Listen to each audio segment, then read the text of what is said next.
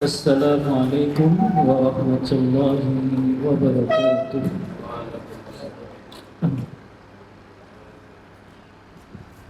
Innal hamdalillah hamdan katsiran tayyiban mubarakan fihi kama yuhibbu rabbuna wa yardah. Wa asyhadu an la ilaha illallah wahdahu la syarika lah wa asyhadu anna Muhammadan abduhu wa rasuluh. Allahumma salli wa sallim ala nabiyyina Muhammadin sallallahu alaihi wasallam wa ala alihi wa ashabihi wa man tabi'ahum bi ihsanin ila yaumiddin, amma ba'd. Ikhwani fillah rahimani wa rahimakumullah. Alhamdulillah, di petang hari ini dengan izin dan pertolongan dari Allah kita bisa melanjutkan kembali kajian rutin kita, masih mengkaji kitab Awaid at-Talabil Ilm, penghalang-penghalang para penuntut ilmu yang menjadikan ilmunya tidak berkah dan juga tidak bermanfaat. Kita sampai pada awaid yang ke-9 dan ke-10.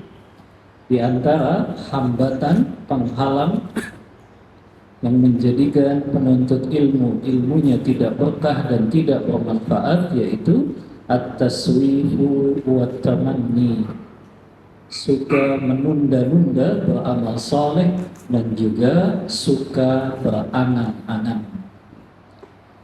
Kita telah bahas di pertemuan bulan yang lalu bahwasannya pengarang kitab ini, Syekh Dr. Abdus Salam Barjas, membagi angan-angan itu menjadi dua macam. Ada yang disebut dengan angan-angan yang mamduh, at-tamanni al-mamduh, yaitu angan-angan yang terpuji. Ada yang disebut dengan at-tamanni al-madhmum, angan-angan yang tercela. Sudah kita bahas ya. Angan-angan yang terpuji itu bila memenuhi 3 syarat. Yang pertama syaratnya, angan-angan itu disebut terpuji, kata beliau, an yatamanna fi'lal khairil mandubi wala yas'a afwan. Yang pertama, al-azmu alal fi'li mata qadara alaih. Ketika dia sudah bertekad untuk melakukan angan-angannya dan dia sudah mampu melakukannya, maka dia harus mewujudkannya. Itu yang pertama. Yang kedua, angan-angan itu bersifat terpuji apabila angan-angan tersebut masih dalam koridor syariat. Yang ketiga, angan-angan itu disebut terpuji alla yakuna bidanil insan, yang diangankan bukanlah sesuatu yang merupakan kewajiban bagi seorang muslim. Jadi nggak boleh seseorang berangan-angan, kalau saya nanti akan jadi seperti ini, saya baru mau sholat, saya baru mau nuntut ilmu agama, maka ini bagian angan-angan yang tercela. Sampai sini kemarin ya. Masuk halaman ini. Nah, kita masuk ke dalam wa ammal madhmum. Angan-angan yang tercela adalah faqad abbara anhu Ibnul Qayyim rahimahullahu ta'ala fi syarhi kalam Syekhul Islam Abi Ismail Al-Harawi an mufsidatil qalbi. Ibnu Qayyim Al-Jauzi mengungkapkan angan-angan yang tercela itu ketika beliau mengutip penjelasan dari Syekhul Islam Abu Ismail Al-Harawi tentang perkara-perkara yang merusak hati. Apa saja itu? Kata beliau, al-mufsidus sani min mufsidatil qalbi, di antara bagian perkara yang merusak hati seorang hamba adalah rukubuhu baharit tanah, yakni lautan angan. Itu merusak hati dan jiwa seorang hamba.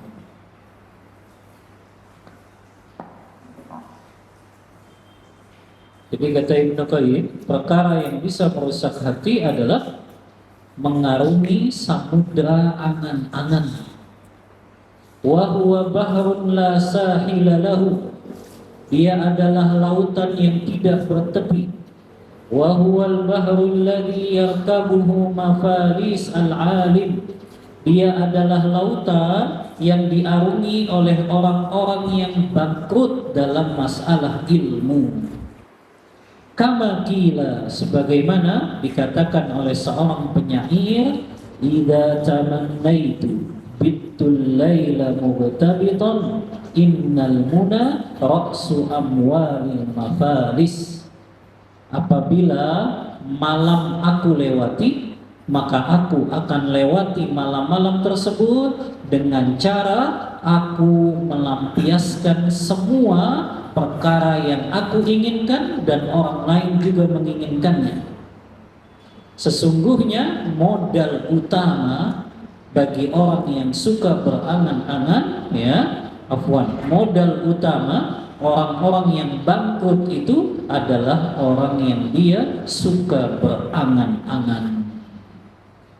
Jadi orang yang bangkrut dari para penuntut ilmu itu karena sukanya berangan-angan. Kemudian wabidhatu rukabihi, bekal penumpang dari orang yang mengarungi samudra angan-angan itu, yang pertama mawa'idis syaitan, janji-janji syaitan, wa khayalatil muhali wal buhtan, khayalan-khayalan yang mustahil.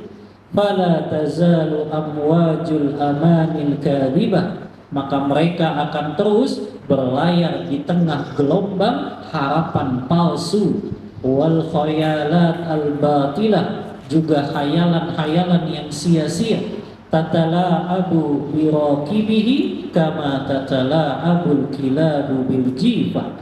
Mereka memanipulasi para penumpangnya, penumpang yang mengarungi samudra itu memanipulasi apa yang mereka angan-angankan tersebut sebagaimana memanipulasinya anjing tentang bangkainya.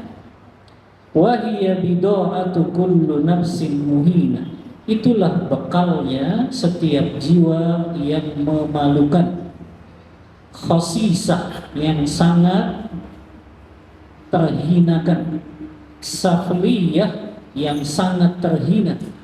Laisat laha himmatun tunalu bihal haqa'iq al-kharijiyah. Dia orang-orang yang tidak memiliki keinginan untuk mencapai hakikat yang sebenarnya. Balik tadat anha bil amani ad-daniyah, tapi mereka berpaling dengan berangan-angan, dengan angan-angan yang hina. Fayatamatsal, di sini diberikan perumpamaan orang-orang yang mereka berangan-angan, digambarkan bahwa diri mereka telah mencapai apa yang mereka inginkan. Padahal hakikatnya ketika mereka sadar bahwa itu hanya sekedar angan-angan, fa bainama huwa ala hadhil hal idza staiqadha fa idza yadahu wal hasir. Mereka dapatkan ketika mereka sadar bangun dari angan-angannya tersebut, ternyata yang mereka dapatkan hanyalah kosong dan tidak apa-apa, atau sesuatu yang hampa dan sia-sia. Wa ma ahsana ma qala Abu Tamam. Sangat baik apa yang diucapkan seorang penyair yang namanya Abu Tamam. Man kana mar'a azmihi wa humumihi raudul amani lam yazal mahzulan. Barang siapa yang memupuk tekad dan semangatnya, kemudian dia menjinakkan angan-angannya, lam yazal mahzulan, dia akan tetap menjadi bahan olok-olokan orang yang suka berkhayal dan berangan-angan. Wakila li ba'dil hukama, dikatakan juga oleh sebagian hukama maksudnya para ulama, min aswa'in nasi halan, Manusia yang paling buruk keadaannya saat ini adalah man ba'idat himmatuhu, orang yang jauh gak punya semangat untuk nuntut ilmu. Wattasa'at amniyatuhu, orang yang dia panjang dan luas angan-angannya. Wa qasarat alatuhu, sedikit kerjanya. Wa qallat maqdaratuhu, dan berkurang kemampuannya. Wa qala akhar, berkata para ulama yang lain, tajannabul amaniya, jauhilah kalian dari suka berangan-angan.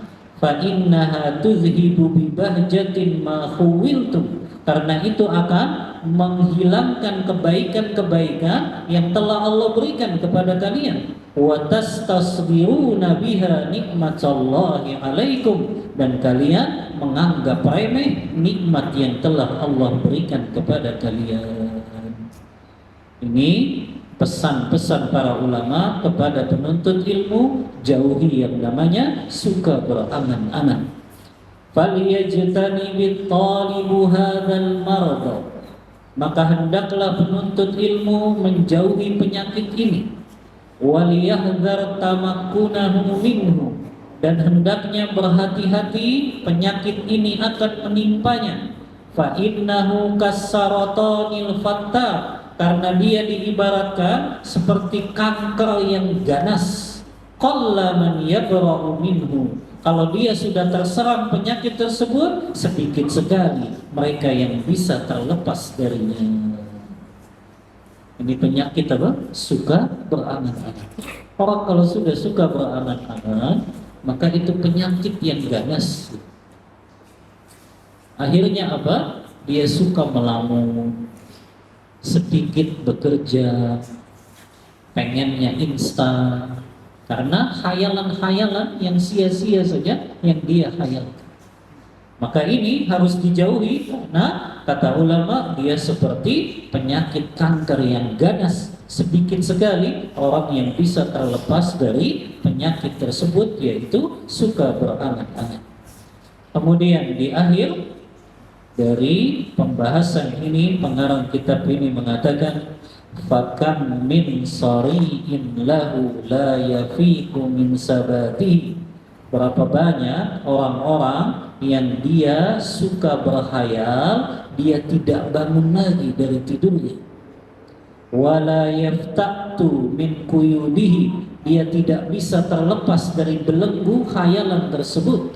A'adzanallahu wa iyyakum minhu, semoga Allah melindungi kita semuanya. Wa asyghhalana bil amali shalih, dan Allah jadikan kita sibuk dengan beramal saleh sehingga kita terhindar dari angan-angan yang bohong, khayalan-khayalan yang merusak, mimpi-mimpi yang dia tidak terwujudkan, yang dia menghabiskan waktu dan menjadikan amal timbangan kita di yaumul mizan menjadi ringan. Ini pembahasan tentang penghambat yang ke-10, yaitu suka berangan-angan.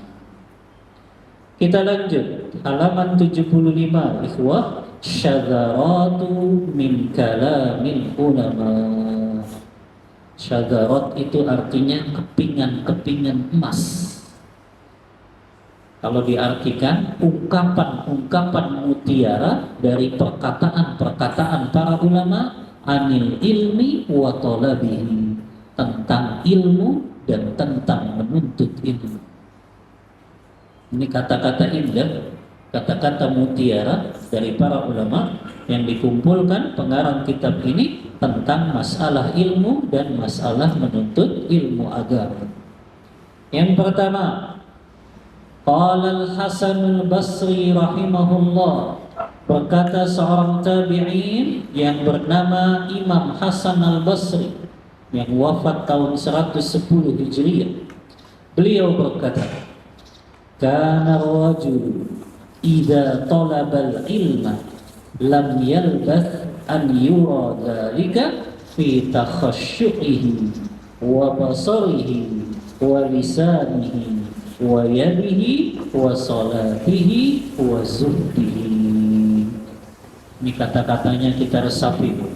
Coba kita renung ini perkataan Hasan al-Basri kira-kira ada tidak pada diri kita. Kata Imam Hasan al-Basri, seseorang apabila dia telah menuntut ilmu agama, maka akan terlihat perubahan di dalam kehidupannya. Apa perubahannya itu? Akan terlihat perubahannya dalam kekhusyuannya, dalam penglihatannya, dalam lisan dan ucapannya, dalam kedua tangannya, dalam sholatnya, dan dalam kezuhudannya. Subhanallah, ini perkataan yang luar biasa, ya. Kata Imam Hasan al-Basri, orang kalau dia sudah belajar dan menuntut ilmu agama, harusnya membawa perubahan kepada kehidupannya. Apa perubahannya? Kalau dia sholat semakin khusyuk, kalau dia baca Al-Quran semakin khusyuk, penglihatannya dia jaga, gak jelalatan kemana-mana. Walaupun mungkin sebelum nuntut ilmu dia tahu haramnya matanya melihat wanita yang bukan mahram, tapi setelah menuntut ilmu semakin takut lagi dia, karena dia tahu mata ini nikmat dari Allah. Ketika nikmat dari Allah itu digunakan untuk maksiat kepada Allah, akan datang waktunya Allah cabut kenikmatan tersebut. Makanya dia takut. Setelah nuntut ilmu semakin takut dia, dan semakin dia jaga pandangannya itu dari sesuatu yang diharamkan oleh Allah.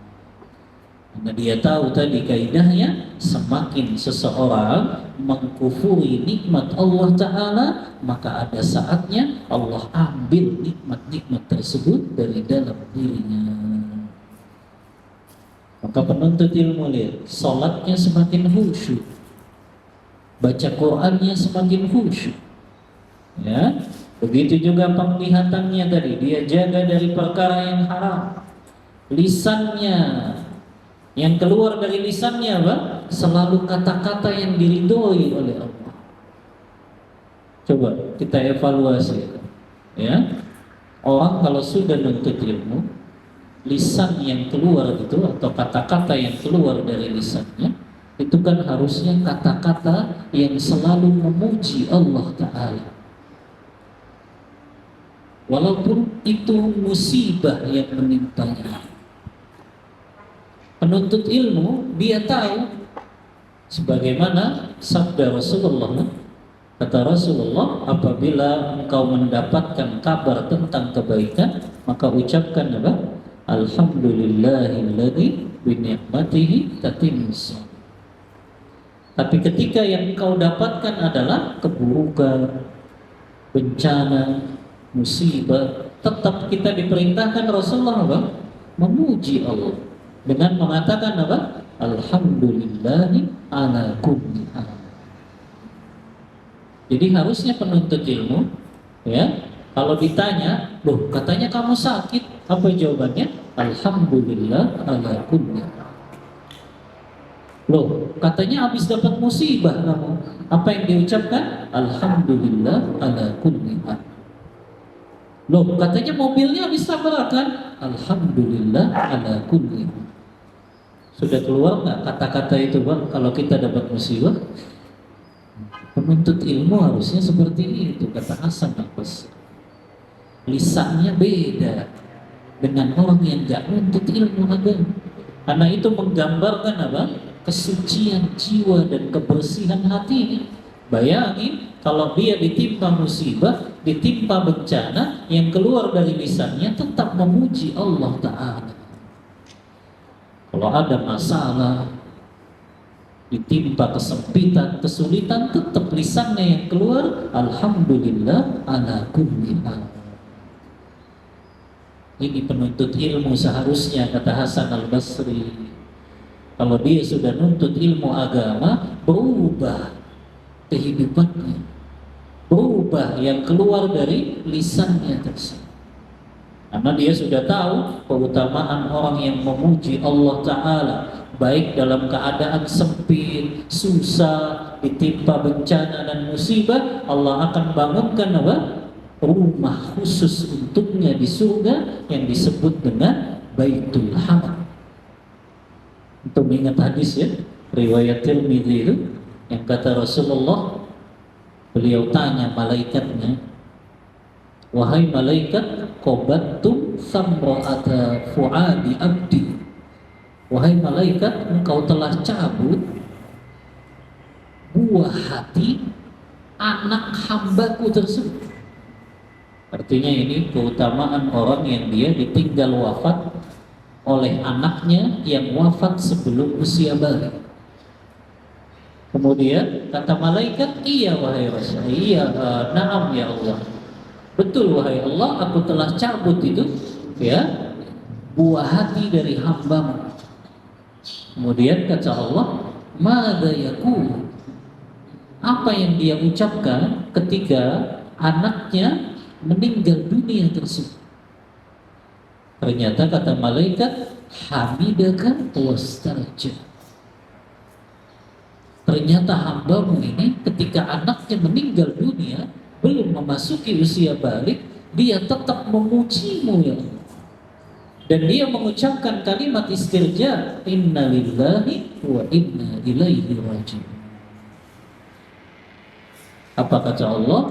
Ubnu lahu baitan fil jannah wasammuhu baitan hamam.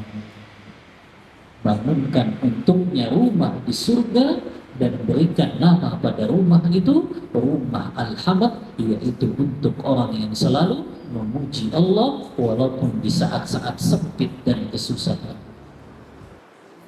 Dia menuntut ilmu yang keluar dari lisannya selalu kata-kata yang baik, memuji Allah dalam setiap waktu. Kalau orang puji Allah saat dia dapat nikmat, itu kan biasa.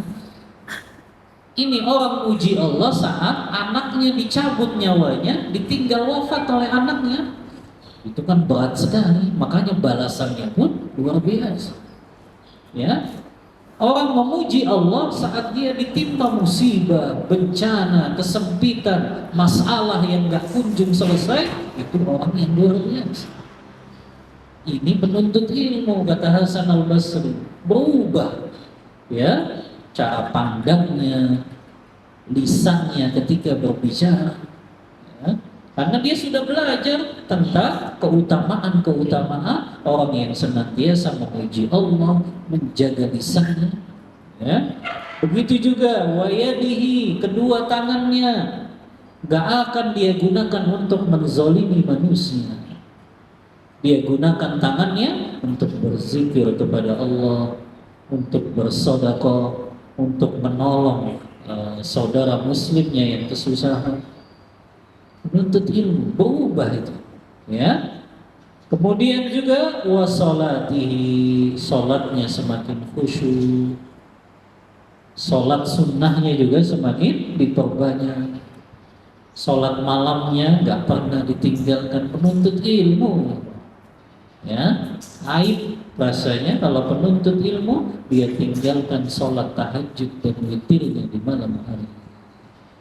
Bahkan kata Imam Ahmad rahimahullah ya, orang yang meninggalkan sholat witir secara sengaja huwa min rajulin su, itu orang yang buruk, kata Imam Ahmad. Gak layak itu. Penuntut ilmu itu mereka cuma tidur saja di sepertiga malam. Mereka nggak bangun bermunajat kepada Allah, padahal itu waktu yang mustajab. Yang Rasulullah mengabarkan apa? Dalam hadis riwayat Muslim, yanzilullahu tabaraka wa ta'ala fi thuluthil akhiri minal lail ila sama'id dunya. Allah turun setiap malam ke langit dunia di sepertiga malam yang terakhir. Kemudian Allah berkata, man yastaghfiruni fa'aghfiralah. Siapa yang mohon ampun kepadaku, aku akan ampuni. Wa man yas'aluni fa'u'tiyalah. Siapa yang minta kepadaku, akan aku berikan. Wa man yad'uni fa'astajibalah. Siapa yang berdoa kepadaku, akan aku kabulkan. Waktu mustajab, penuntut ilmu tahu ini waktu yang paling enak buat curhat sama Allah. Kan begitu teman-teman. Ini waktu yang paling enak untuk mengungkapkan masalah-masalahnya kepada Allah. Sepertiga malam, ya.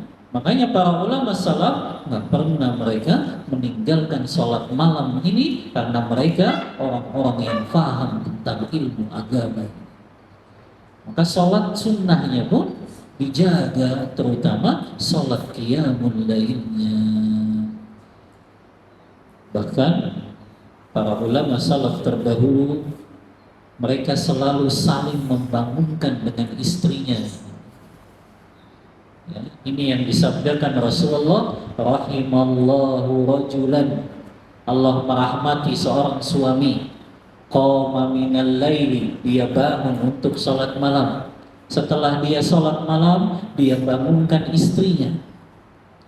Ketika istrinya menolak, dia percikkan air ke wajahnya, sehingga sang istri itu pun bangun untuk salat malam. Wa rahimallahu imra'atan, Allah merahmati seorang istri yang dia bangun untuk salat malam. Setelah dia salat malam, dia bangunkan suaminya. Ketika suaminya menolak, dipercikkan air ke wajah suaminya. Maka suaminya pun bangun untuk salat. Itulah rumah tangga yang diberkahi. Bahkan ada seorang tabi'in, seorang istri ini, dia selalu bangunkan suaminya di sepertiga malam. Dengan kata-kata yang indah dia katakan, "Qum ya habib, bangun wahai kekasihku. Fa inna safaral akhirati tawil, karena perjalanan akhirat itu panjang. Wa zaduna qalil, dan bekal kita masih sedikit." Nikmat sekali itu. Ya, saling membangunkan suami dan istri di sepertiga malam. Ini penuntut ilmu harus berubah, ya. Bahkan Imam Nawawi itu dalam kitabnya At-Tibyan fi Adabi Hamalatil Quran, kitab yang menjelaskan adab-adab para penghafal Al-Quran ini, beliau menjelaskan, kata beliau, selayaknya bagi orang yang menghafal Al-Quran, orang yang sering berinteraksi dengan Al-Quran, mereka itu kehidupannya beda dengan mereka yang gak pernah berinteraksi dengan Al-Quran. Apa bedanya? Orang-orang yang sering berinteraksi dengan Al-Quran, kata Imam Nawawi, harusnya dia jadikan siang harinya dia berpuasa, malam harinya dia sholat malam, ya. Di saat orang tidur dia bangun bermunajat kepada Allah. Itu orang-orang yang sering berinteraksi dengan Al-Quran, itu harusnya membawa perubahan dalam kehidupannya. Begitu juga kita, ikhwan, sudah nuntut ilmu agama, belajar akidah, fikih, adab, akhlak, harusnya membawa perubahan dalam hidup kita. Mata yang kita gunakan ini selalu kita jaga dari yang haram. Tangan yang kita bawa ini selalu berusaha nggak menzolimi orang, selalu bantu orang, bersedekah, mudahkan urusan orang. Itu menuntut ilmu, membawa perubahan dalam kehidupannya. Wa zuhdihi, dalam kezuhudannya. Apa artinya zuhud, ikhwan? Apa artinya zuhud? Nah, tarku ma la ya'nihi fil akhirah, meninggalkan segala perkara yang tidak bermanfaat untuknya di akhirat nanti. Kalau warok apa? Tarku ma yaduruhu fil akhirah, meninggalkan segala perkara yang membahayakannya di akhirat nanti. Tahu bedanya itu? Mana yang lebih tinggi tingkatannya, zuhud atau warok? Ya.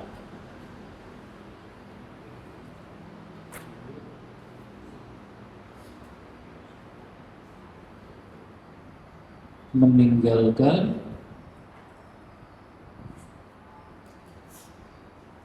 segala perkara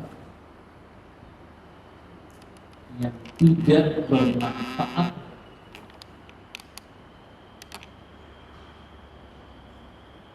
untuk kehidupan akhiratnya.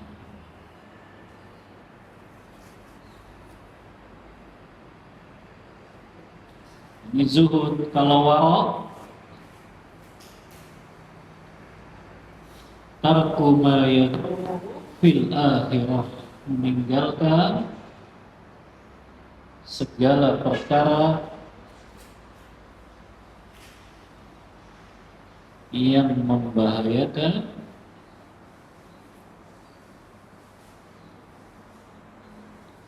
di akhirat nanti. Mana yang lebih tinggi tingkatannya? Zuhud atau wara? Hah? Zuhud atau wara? Zuhud. Karena jangankan yang haram, jangankan yang syubhat, jangankan yang membahayakannya di akhirat, yang gak bermanfaat saja ditinggalkan sama orang yang punya sifat zuhud ini. Maka kalau dia pikir ini perkara gak ada manfaatnya, dia tinggalkan. Ya, makanya orang yang dia semakin menuntut ilmu agama ini yang akan terwarisi. Dia punya sifat waro, dia punya sifat zuhud dalam kehidupannya. Anda pernah sering ya, Anda kisahkan tentang para ulama salaf dulu yang mereka memiliki sikap waro dan zuhud ini. Ya, karena pemahaman ilmu agama mereka yang semakin dalam, yang menjadikan zuhud dan wara ini betul-betul teraplikasikan dalam kehidupan mereka. Anda pernah kisahkan Imam Abu Hanifah rahimahullah, beliau suatu hari berjalan di tengah terik yang panas bersama murid-muridnya. Kemudian kata murid-murid tersebut, ayo kita berteduh dulu di atap rumah di sebelah sana, wahai imam. Kata Imam Abu Hanifah, kalian saja yang berteduh, biarkan saya di sini. Kata murid-muridnya, kenapa wahai imam? Kan kita cuma berteduh di bawah atap rumah itu saja, nggak mengganggu pemiliknya. Baru dikasih tahu sama Imam Abu Hanifah, ketahuilah wahai muridku, rumah yang ingin kalian jadikan atapnya tempat berteduh itu rumah orang yang dia masih memiliki hutang kepadaku. Karena kalau aku berteduh di rumahnya, sama saja aku jatuh ke dalam riba. Karena kaidahnya setiap keuntungan dan manfaat yang diberikan kepada pemberi piutang, maka itu jatuh ke dalam riba. Subhanallah. Ya, padahal cuma ngapain? Berteduh saja di bawah atap rumahnya. Ya, kan kaidahnya kullu qardin jara manfaatan fahuwa riba. Setiap piutang yang mendatangkan keuntungan atau manfaat kepada si pemberi hutang, maka itu jatuh dalam riba. Rumah yang ingin dijadikan tempat berteduh Imam Abu Hanifah itu rumah orang yang masih punya hutang sama beliau. Kalau beliau berteduh di bawah atap itu, kata Imam Abu Hanifah, sama aja saya ngambil keuntungan, ngambil manfaat dari uang yang saya pinjamkan. Dan itu jatuh ke dalam riba. Subhanallah. Cuma berteduh saja di bawah atapnya. Orang sekarang kan enggak, dia kasih pinjam orang uang, dipakai motornya. Orang kan dia kasih pinjam uang kepada orang lain, dipinjam mobilnya juga, ya. Ini jelas jatuh pada riba, ya. Tapi lihat, ulama terdahulu mereka takut melakukan itu, ya. Kisahnya Imam Abu Hanifah juga begitu warok, ya. Beliau pernah nggak mau makan daging kambing selama 7 tahun namanya. Bukan karena kolesterolnya tinggi, tapi karena beliau dengar ada seekor kambing yang hilang dari Baitul Mal. Beliau nggak berani beli daging di pasar karena takut daging yang dijual di pasar itu adalah kambing yang hilang dari Baitul Mal tersebut. Jutaan, ya. meninggalkan perkara yang beliau khawatir itu bisa membahayakannya di akhirat nanti. 7 tahun nggak makan daging kambing karena takut. Kan beliau nanya dulu sama pakar peternakan di zaman itu, kira-kira kalau kambing itu hilang di luar sana, berapa lama atau berapa tahun dia bisa bertahan di luar sana? Kata pakar itu paling sekitar 7 tahun. Kalau begitu kata Abu Hanifah, aku nggak akan berani beli daging kambing di pasar sana. Karena takut itu daging kambing yang lari dari Baitul Mal. Subhanallah. Itu orang semakin dalam ilmunya, semakin takut kepada Allah Ta'ala, membawa perubahan dalam kehidupannya. Bukan yang haram ya diambil juga, ya, bukan yang syubhat ditabrak juga, bukan. Penuntut ilmu dia harus takut dalam perkara-perkara yang seperti itu. Ini yang pertama ya, kata-kata mutiara dari Hasan al-Basri. Yang kedua, masih perkataannya Hasan al-Basri juga. Wa in kana rajul la yusibul baba min abwabil ilmi fayamalu bihi fayakunu khairan lahu minad dunya wa ma fiha. Apabila seseorang dia membahas satu bab saja dari bab-bab ilmu agama, kemudian dia mengamalkannya, maka itu lebih baik untuknya daripada dunia beserta isinya. Subhanallah. Satu bab ilmu yang seorang pelajari itu lebih baik daripada dunia beserta isinya. Ya, maka ini menunjukkan begitu agungnya ilmu agama ini, ilmu syariat ini yang didasarkan pada wahyu Allah dan juga sunnah Rasulullah Sallallahu Alaihi Wasallam. Kemudian yang ketiga, qala Syafi'i rahimahullah, berkata Imam Syafi'i, semoga Allah senantiasa merahmati beliau. Kata beliau, al ilmu ilmani, ilmu itu ada 2 macam. Yang pertama ilmu dini wa huwal fikhu. Yang pertama ilmu agama atau yang disebut juga dengan ilmu fikih. Para ulama menyebut ilmu akidah tauhid itu juga ilmu fikih. Mereka sebutnya al-fiqhul kabir. Makanya Imam Abu Hanifah menulis kitab tentang akidah, tentang tauhid, judulnya al-fiqhul akbar. Adapun ilmu fikih yang selain akidah dan tauhid, dia disebutnya dengan al-fiqhul asghar. Kata Imam Syafi'i, ilmu itu hanya ada 2. Yang pertama ilmu agama, yaitu ilmu fikih. Yang kedua ilmu dunia, yaitu ilmu tib, ilmu tentang kedokteran. Wa ma siwahu minasyi'ri wa ghairihi fa'ana'un wa abath. Adapun yang selain dari keduanya, maka itu akan sia-sia dan tidak bermanfaat. Maksudnya bermanfaat untuk akhiratnya, ya.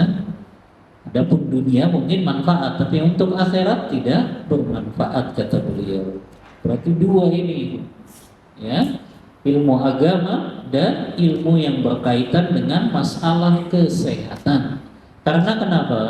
Karena ilmu tentang kedokteran ini berkaitan dengan kuatnya seseorang dalam melakukan ibadah.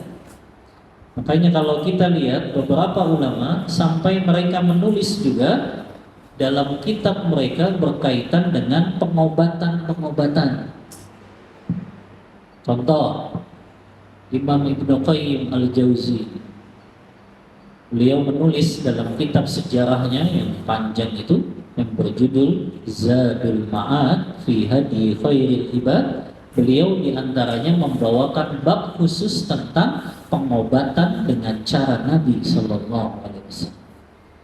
Yang akhirnya, ya, salah seorang ulama berinisiatif untuk memisahkan itu secara sendiri tentang pengobatan ala Rasulullah yang dikabarkan oleh Ibnu Qayyim itu dengan diberikan judul At-Tibbun Nabawi. Jadi itu sebetulnya bagian dari kitabnya Ibnu Qayyim, Zadul Ma'ad fi Hadi Khairil Ibad, sebaik-baik bekal untuk pulang ke kampung akhirat. Itu kan sebetulnya kitab sirah, itu perjalanan hidup Rasulullah, tapi diambil tentang pengobatan nabinya, dibuat buku khusus tentang At-Tibbun Nabawi. Lihat ulama sampai perhatian nih dalam masalah kedokteran dan kesehatan, ya. Kemudian perkataan Al-Imam Al-Asma'i, kata beliau, inna akhwafa ma akhafu ala talibil ilmi idza lam ya'rifin nahwa yadkhulu fi jumlati qawlihi alaihi salam man kadzdzaba alayya falyatabawwa maq'adahu minan nar. Kata beliau, di antara perkara yang paling aku takutkan menimpa kepada penuntut ilmu apabila mereka tidak memahami ilmu nahu, maka mereka akan masuk dalam ancaman hadis Rasulullah yang beliau bersabda, man kadzdzaba alayya, siapa yang berdusta atas namaku, falyatabawwa maq'adahu minan nar, maka persiapkan tempat duduknya di neraka. Jadi di antara syarat orang itu betul-betul dia dianggap alim, seorang ulama, maka dia harus menguasai yang namanya ilmu nahwu tersebut. Karena banyak sekali, ya, hari-hari ini banyak yang mereka para penceramah nggak paham tentang ilmu gramatikal bahasa Arab. Tapi itu yang disukai sama masyarakat kita, ya. Mereka sukanya penceramah yang penting lucu dan ketawa-tawa saja. Makanya pulang ke rumahnya nggak bawa perubahan, ya. Yang ninggalin sholat masih ninggalin sholat, ya. Yang nggak berjilbab masih nggak pakai jilbab. Karena kenapa? Yang mereka ingin penceramah itu lucu, ya, menghibur, ya. Akhirnya apa yang mereka dapatkan? Nggak ada perubahan dalam hidup, ya.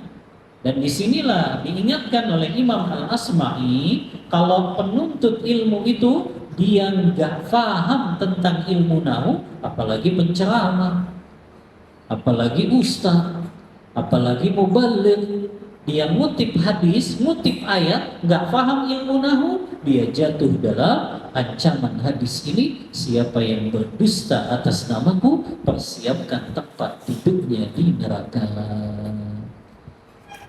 Karena dia salah dalam membaca hadis-hadis tersebut, yang akhirnya yang di situ justru perintahnya kepada perkara yang lain, tapi dia fahaminya kepada perkara yang lain. Ini yang menjadikan orang ini masuk dalam ancaman hadis ini. Ini yang ketiga dari Imam Al-Asma'i. Yang keempat, qala Sahnun ibnu Sa'id, berkata Sahnun ibnu Sa'id, seorang tabi'ut tabi'in, kata beliau, ajsarun nasu alal futya aqalluhum ilma yakunu inda rajuli al-babal wahid minal ilmi fayazunnu annal haqqa kullahu fihi. Kata Sahnun ibnu Sa'id, manusia yang paling cepat dalam mengeluarkan fatwa itu adalah orang yang paling sedikit ilmunya. Jadi kalau orang sedikit-sedikit dia berani berfatwa, sedikit-sedikit berani berfatwa, itu justru ilmunya rendah. Karena orang itu semakin luas ilmunya, semakin takut kepada Allah Ta'ala. Imam Malik rahimahullah, imamnya kota Mekah dan Madinah, beliau pernah didatangi sama orang jauh-jauh dari Irak, ingin bertemu Imam Malik cuma untuk bertanya masalah-masalah yang dihadapi penduduk Irak. sampai dia bawa 40 pertanyaan. Dia bawa pertanyaannya penduduk Irak kepada Imam Malik. Langsung disodorkan kepada Imam Malik 40 pertanyaan tentang masalah agama. Subhanallah.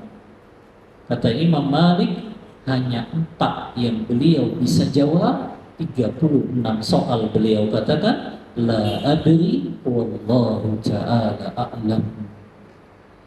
Aku tidak mengetahuinya dan Allah lebih mengetahui. Bayangin 40 soal, cuma 4 yang dijawab oleh Imam Malik, saking takutnya ya kepada Allah. Kalau beliau jawab asal-asalan, itu balasannya di akhirat. Lihat ya, semakin orang berilmu, semakin besar rasa takutnya kepada. Begitu juga Imam Asy-Sya'bi, salah seorang tabi'in. Beliau diberi julukan a'lamun nas fi zamani, orang yang paling berilmu di zamannya. Sama, beliau lagi buka majelis seperti ini di hadapan murid-muridnya. Tiba-tiba datang seorang laki-laki menanyakan satu masalah saja kepada Imam Asy-Sya'bi. Beliau berkata, la adri wallahu a'lam. Aku enggak tahu dan Allah lebih mengetahui. Kata murid-muridnya, wahai Imam, kami malu engkau enggak bisa jawab pertanyaan tersebut. Kata Imam Asy-Sya'bi, lima astahi, kenapa harus malu? Ala tastahyil malaikat, bukankah malaikat enggak malu ketika diperintahkan oleh Allah menyebutkan semua benda-benda yang ada di alam semesta ini? Apa jawaban mereka? Subhanaka la ilma lana illa ma 'allamtana innaka antal alimul hakim.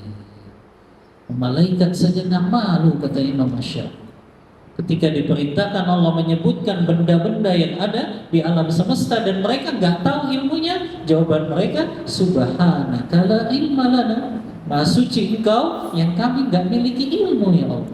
Illa ma 'allamtana, kecuali yang engkau ajarkan kepada kami. Innaka antal alimul hakim, sesungguhnya engkau yang luas ilmunya dan juga maha bijaksana.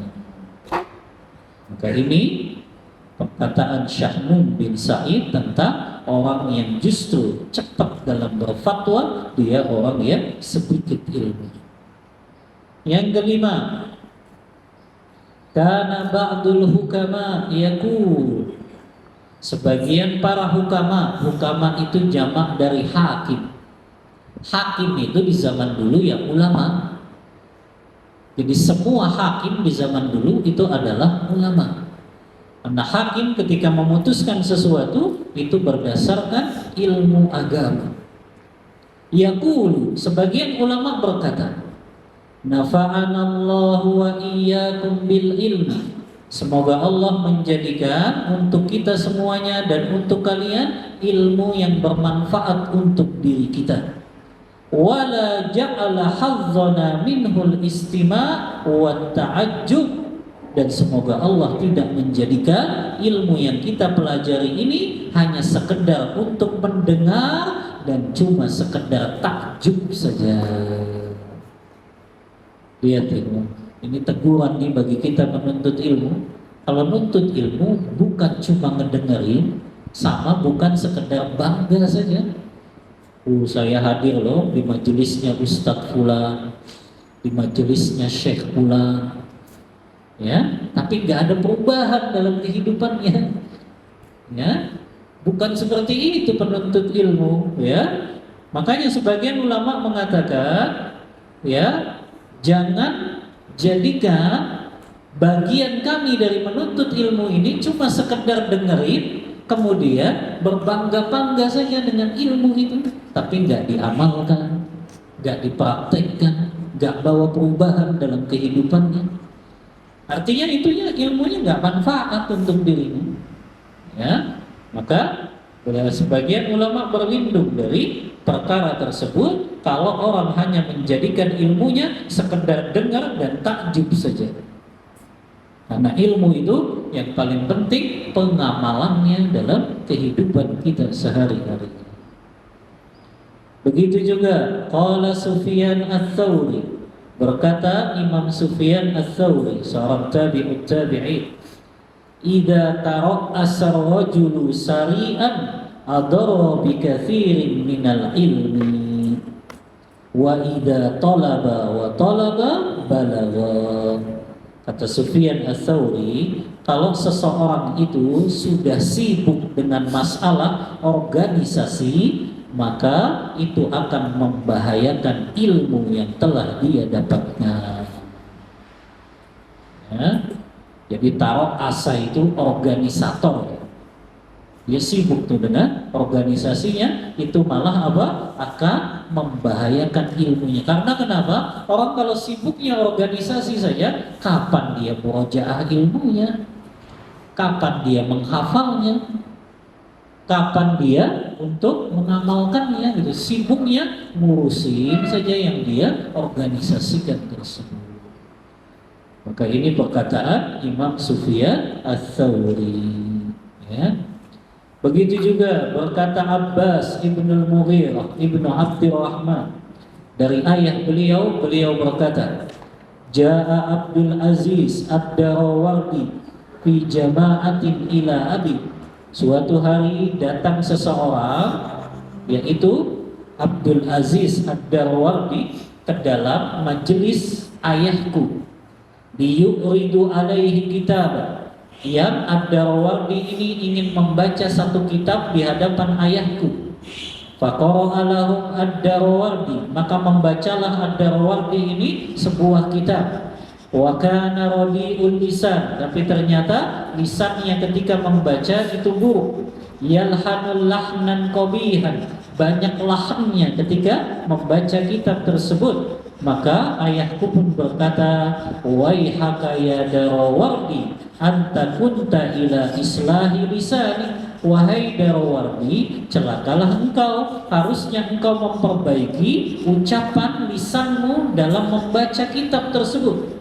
Ya, sebelum apa? Sebelum engkau memperbaiki yang lainnya. Lihat itu, aib kalau seorang penuntut ilmu bacaan Qur'annya masih terbata-bata.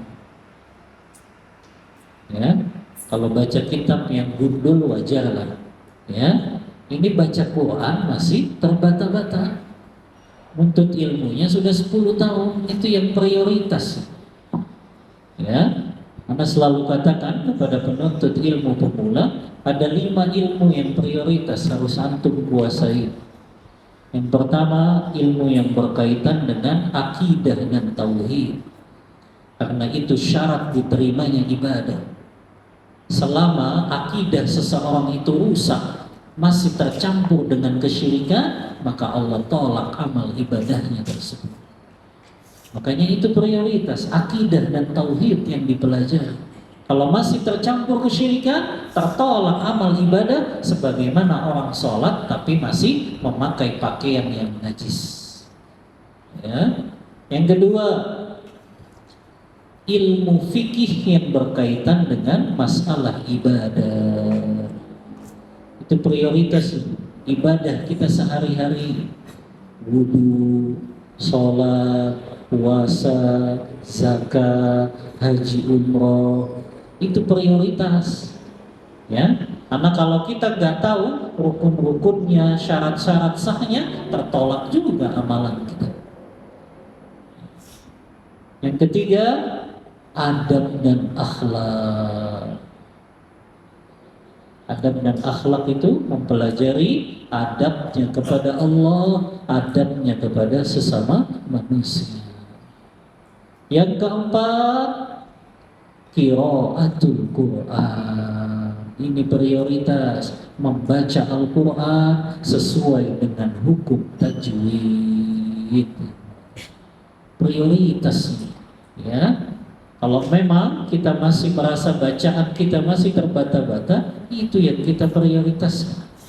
Jangan sampai nuntut ilmu tapi baca Qurannya masih terbata-bata. Yang kelima, yang terakhir, anjuran ulama prioritas juga pelajari bahasa Arab agar kita bisa memahami Al-Quran dan Sunnah Rasulullah. Minimal, kata Imam Syafi'i, beliau mengatakan belajar bahasa Arab itu wajib minimal untuk memahami apa yang kita baca ketika sholat. Itu minimal, kata Imam Syafi'i. Kewajiban orang belajar bahasa Arab sampai situ saja. Sampai mana? Sampai dia bisa memahami bacaan-bacaan yang dia baca ketika sholat. Karena mustahil orang bisa khusyuk dalam sholatnya kalau dia nggak paham apa yang dia baca. Makanya kewajibannya hanya sampai situ saja, kata Imam Syafi'i. Kalau dia sudah bisa memahami bacaan yang dia baca ketika sholat, gugur sudah kewajibannya belajar bahasa Arab. Ya, sudah maghrib. Baik, kita cukupkan itu pembahasan dalam kitab Awaiqut Thalab ini. Insyaallah sedikit lagi kita khatam, tinggal membahas adab-adab bagi seorang guru dan seorang penuntut ilmu. Wallahu ta'ala a'lam bishawab. Untuk materi yang mencukupkan, kita buka diskusi dan tanya jawab. Wassallallahu ala nabiyyina Muhammadin wa ala alihi wa sahbihi wasallam.